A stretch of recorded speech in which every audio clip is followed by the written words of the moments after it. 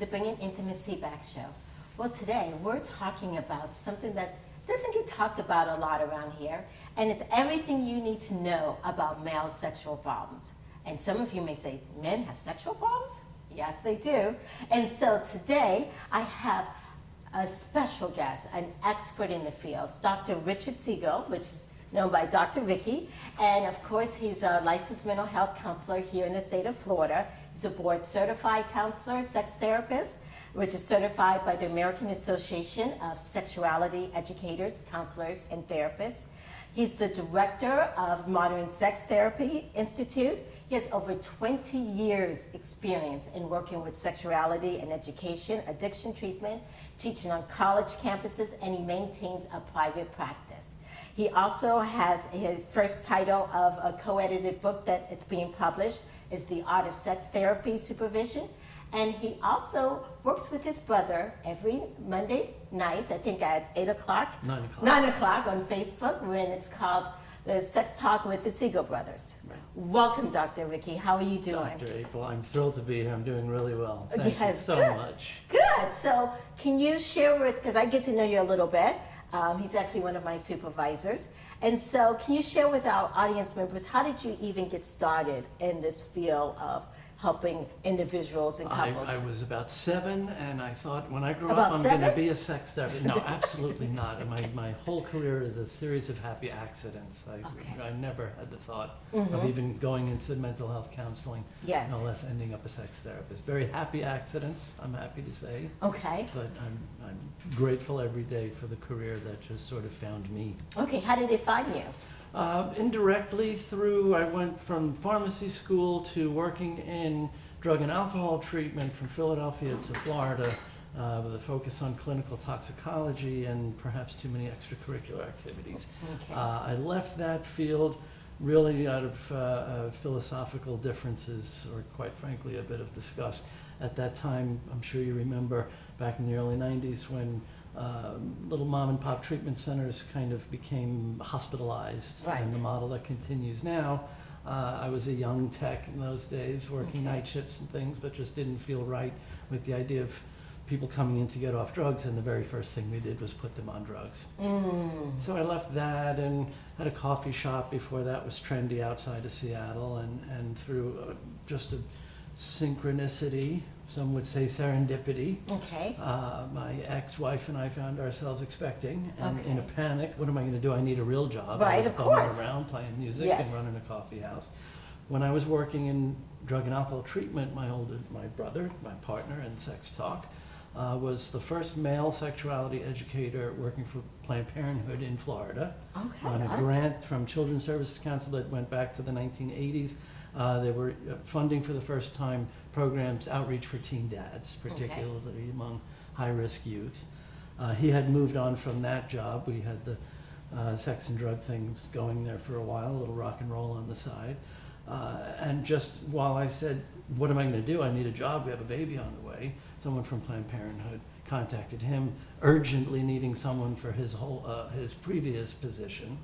So that led to 15 years as a sexuality educator. Wow, yes. And now you're the director of Modern Sex Therapy Institute. Right. Yeah, how did you even... Also, the hand of fate. Through my outreach in sexuality education, I came to know through the brilliant, wonderful Marilyn Volker. I'm sure you know, everyone around here is familiar with Dr. Marilyn. Through her, I met Dr. Susan Lee, sadly my deceased former mentor and supervisor. Became faculty for her. She moved to Florida after being trained in New York by the legendary Helen Singer Kaplan, who kind of started sex therapy in the style that you and I are probably most familiar with, that kind of post-Masters and Johnson. Okay, awesome, yes. Well, this show here is about intimacy. How do you define intimacy? A nakedness. Not just a literal nakedness without clothes, but a true figurative, emotional, genuine, present nakedness. Being able to be with someone. You know, I mean, just think of the idea of sharing the orgasm face with someone else. Right. That takes a kind of trust and vulnerability, especially for men. Right. We're much more conditioned to vulnerability, put the guard up. That's why so many people have to, put a little buzz on before they get intimate. Another problem with the definition is too many people like an intimacy with sex. Right. And of course, we therapists know that sexual intimacy is just one part of many many types of intimacies that we share. The closeness, the connection, the genuine connection between human beings. Right, and I love that how you said the nakedness, because that can even mean the nakedness and our brain, how we A lot of people, when the clothes come off, yes, they get bundled up emotionally. Right. They're putting on parkas and mucklucks and ski masks because it's too naked, right? How many people say they can have intercourse, but kissing with the lights on is too intimate? Right. How we're so squirrely with sex that we get a lot of this upside down, even basic things like intimacy. Yes, yes. And so as we're talking about that, and then today we're talking about sexual dysfunction, male sexual dysfunction. What actually is a sexual dysfunction? Well, that's a good question, because we're trained in such a medical model and always looking for a disease label, especially the whole industry, medicine and medical and mental health are based in a managed care system. If there's no disease, there's no reimbursement, right? So I prefer to think of more sexual problems, things that are sexually distressing, but of course the sexual dysfunction, as we know from the DSM, has specific diagnostic criteria. Right. There are something that's causing distress to a person or in a couple that's persistent, that meets the criteria. Yeah, but I think for men, when they have sexual dysfunction or sexual problems, it affects them in a whole different manner than us women. Right. And as a man, can you explain? Well, I think it relates to the definition of dysfunction. I'd say the universal principle for sexual dysfunction in men has to do with the script that we are handed. Of course, again, this is a figurative, unwritten script in how to be a man, which is all about performance and virility and being big enough and man enough and lasting long enough and having the goods to satisfy any sexual partner. And that gives him a sense of pride and ego and worth as a man. And it's gibberish, right? Because sex is not work. Right. Even if you're getting paid for it, even if you're a sex worker, you're entitled to enjoy yourself and have pleasure. Sex is pleasurable and fun and present. Most guys, see, this is I'd like how you pointed out that kind of gender, the stereotype gender differences. That men are all thinking about sex all the time and horny and looking for every opportunity to have sex. And while that may be true for lots and lots of guys, we have more testosterone. It doesn't mean that women don't get horny and randy. But that the stereotype says that men are horny all the time and any opportunity. But in fact, when there is an opportunity, right next to the oh goody goody, there's an uh-oh, we're on. Right. And a man's every sexual episode becomes a test of his worth as a man. Yes, yes. And when we come back, we're going to take a short break. We're going to talk about that test, that worth of a man. We're going to take a short break, and we'll be back on the Bring In Intimacy show, where intimacy is real.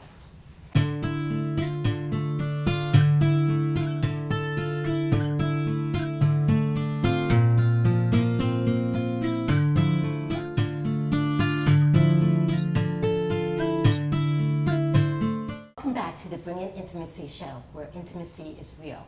And today what we're talking about is male sexual problems.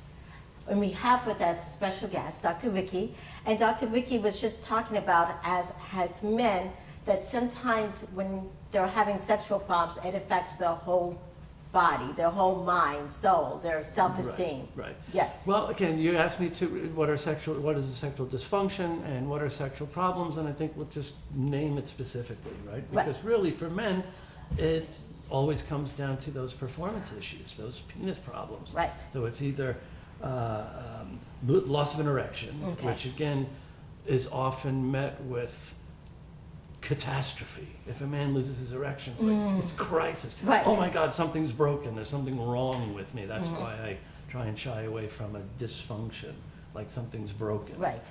Or getting to the finish line too quickly. Mm-hmm.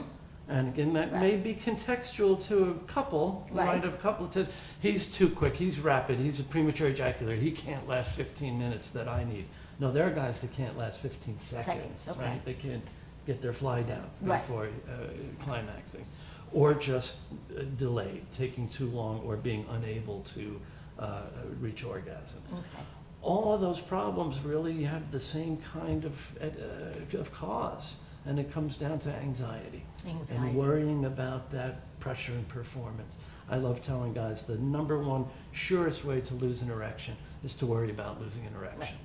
Yeah. Because if it happens once, then the next time, what's the first thing on his mind? Oh, that better not happen again. Now that's a worry thought. That's anxiety. That's stress. That's a stimulant.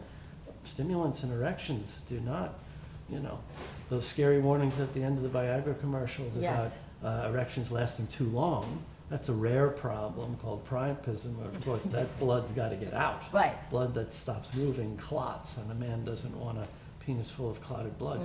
But the first line of treatment is a stimulant. And very often that erection goes down. So if a guy's worrying about his sexual performance, he's like having sex on speed. Right. Instead of being that luxuriant, more, we talk about teaching folks, coaching folks how to relax into arousal. Yes. Right? And when you're talking about this anxiety, and actually it's performance anxiety. Yeah, and very often, and men and women do that too. That's when we're watching ourselves having sex, critiquing, worrying about what do we look like, what's going on in the other person's mind. Like, we can read them. Right, and actually we're not actually being present. Exactly. We're in our mind thinking about things so much. So you have a combination of the two. In our heads, observing and worrying, critiquing, and most people just seeing sex as being goal-oriented. A friend of mine said, people aren't making love anymore, they're just getting off together. Right. Because the assumption, once it starts, we have to get to the goal. A lot of times I tell new couples in therapy, the first thing we're going to do is cut the end zones off the field. That's it. It's not a football game where you have to drive downfield to score. Right. It's like floor exercises in gymnastics where you play all over the field. Yeah, and I think what you're just saying is our culture. We're always taught that we have to perform, and there's a goal, and there's this, and there's that. Right. Yes. It's such a cliche, but such a good one. Sex is about the journey, not the destination. Right. You enjoy the entirety of it. Foreplay is a horrible word for that reason. And it's also a sexist thing, right? Because what's foreplay for men? Zip, And ready. making it ready. Right? The play before what? Before women have to get all revved up, and then a lot of old cliches we have to get rid of, right? Okay. But lovemaking, whole body experiences, encouraging people to run around the field before, get out of this mindset that the main event is what's important. It's all the main event. Okay. Yes, yes. Yeah. So if a man is having a sexual problem, should they panic first if it's the first time they've had a sexual problem? Because, I I think guys are conditioned to panic, and if they could try not to, right? Let's say an erection subsides before a man reaches orgasm. Right. Then that can happen, and it happens normal. Of course, it happens to all guys. Yes. It's not ED. It's his reaction to it. Okay. If he were to go, no, I'll just focus on my partner's pleasure for a little while, and maybe my buddy will want to jump back in the game. Right. Maybe I'll sit this one out and get the next one and just be all about my partner tonight. But instead, there's oh my God, the brakes get slammed on, sex grinds to a halt, there's humiliation, there's this cowering. Now it's a setup, now it's ED. Right. Now it's the first thing on a guy's mind, whether it's the next week or a month later or a year later. That's all he's thinking about. Right. Guys use the word fail. You found someone willing to put up with you and have sex with you, you've won. Right. There is no fail. Okay. Whatever happens after that, as long as it's about mutual pleasuring and intimacy, it's all sex. Right, but I don't think we teach I'm just thinking about it, we don't teach our boys that. No, we don't. You know what I'm saying? You don't teach your boys that, and so... We don't teach our boys how to... men don't really understand how to... I've never one to stress this gender divide. I was never a fan of this Mars-Venus thing that we're different species and we'll never understand each other. But where there are gender differences, men need to think more like a woman in terms of how to make love to a partner and be other-centered, the way women are just kind of usually automatically conditioned. Right, to Right, think of the defer, other person, but yes. doesn't matter if it's not, my pleasure's not important. Right. Right, this is my obligation, especially those old baggage with marriage and, Mhm. you know, the marital duties, and Yes. that could go out with the garbage too. Okay, yes. Yes, but Sex what, is never an obligation for anyone. no, no. and it's Nor supposed to be is pleasurable. orgasm anyone's responsibility. It's Exactly. not a job to, you're not getting your partner off, you're both getting off together. Exactly, yes. Well, we're going to take a short break, and when we come back, we're going to give some tips on how to deal with men, and tips for themselves and for the relationship when they're struggling sexually.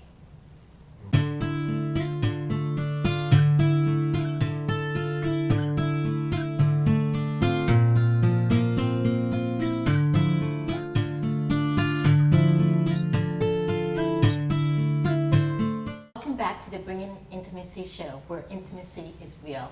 And today we've been talking about male sexual problems with Dr. Ricky. And one of the things that Dr. Ricky was just saying is that as a man, if you experience a sexual problem in an intimate moment, don't panic.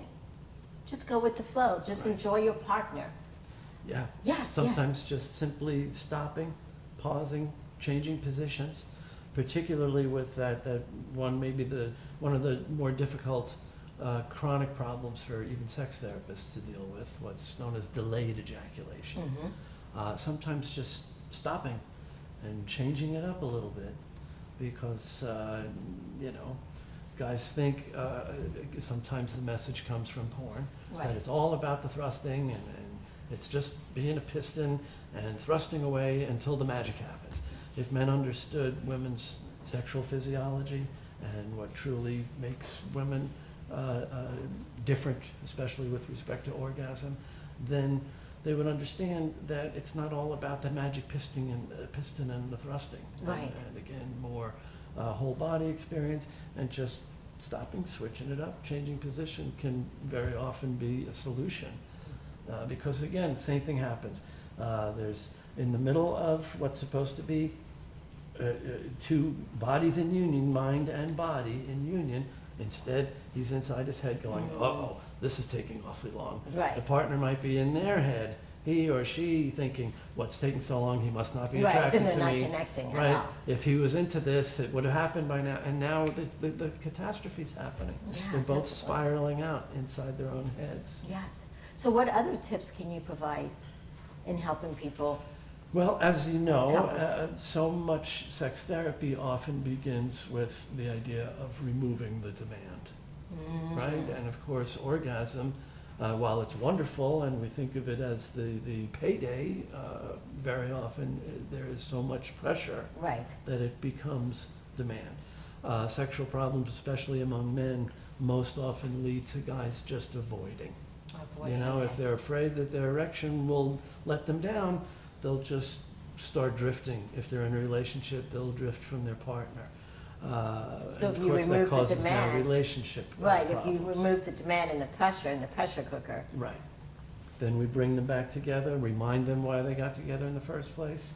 You know, sometimes all the usual suspects, kids and money and in-laws and life. Right. Couples forget that they're together because they were lovers. Mm-hmm.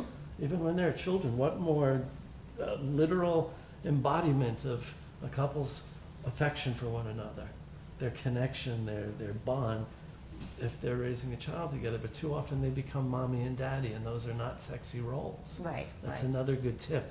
Don't be your partner's parent. Be your Exactly, partner's yes. lover. Yes, Right. yes, and don't even be your partner's social worker. Right. Yes, I say that also, yes. Yes, indeed. Yes. We tend to make lousy patients, sex therapy patients in particular. Yes. Yes. Yes, yes, yes. You've got to be your partner's lover. Right. Yes, definitely.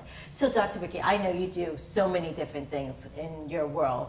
Can you tell us all the different things that's going on? I know you've got a book there. Yes, I'm very happy that Pride and Joy, not just my first publication, but I was so thrilled and honored first to be able to work with the brilliant James Wadley, my co-editor. Okay. From Lincoln University in Philly, and that James and I had the opportunity to co-edit this, the first text on the subject of sex therapy supervision, And we were able to get together just some real giants in the field Right. to write each chapter. And it's a compendium. Hopefully it'll be attractive not just to sex therapy supervisors, but supervisors of all kinds, because as you know, as I know, as many of your guests talk about, couples therapists, I like to say couples therapists that don't talk about sex are like plumbers that don't do toilets. How do you work with couples and actively avoid talking about what's a crucial component of what makes couples couples? Right, definitely. You know, even in medicine, obstetrics. Think about that. One of the most sexless arenas, but yet what makes people obstetric patients? Yeah. Right? Yeah, definitely, yes. We're unfortunately, it would be a nice fantasy that we'll someday work ourselves out of a job, but I think we have job security for generations. Okay, good, yes. And I know that you love to talk about it, and you even talk about it on Monday nights. Yes, yes. Yes, indeed. It's our hope that on the radio show, on Sex Talk with the Siegel Brothers, that a lot of our listenership is other therapists. And we're encouraging them to get trained, be more comfortable, address your own hot spots and uncomfortable, squirmy areas, and Right. be truly a resource and present for your patients. So I maintain a small private practice as well, and supervise other therapists towards their becoming sex therapists as Awesome. well. So if our audience members are out there listening and they want to connect with you, what's the best way? Okay, I would love it if folks would go by the website, Modern Sex Therapy Institutes, plural.com, Modern Sex Therapy Institutes, all one word. And you can shoot me a note there, or you can email to ricky@modernsextherapy.com. All right, thank you so much, Dr. Ricky, for Really being on my the show. pleasure, Dr. April. Thank Yes. you, and Yes. congratulations. Thanks. This has been the Bringing Intimacy show, where intimacy is real.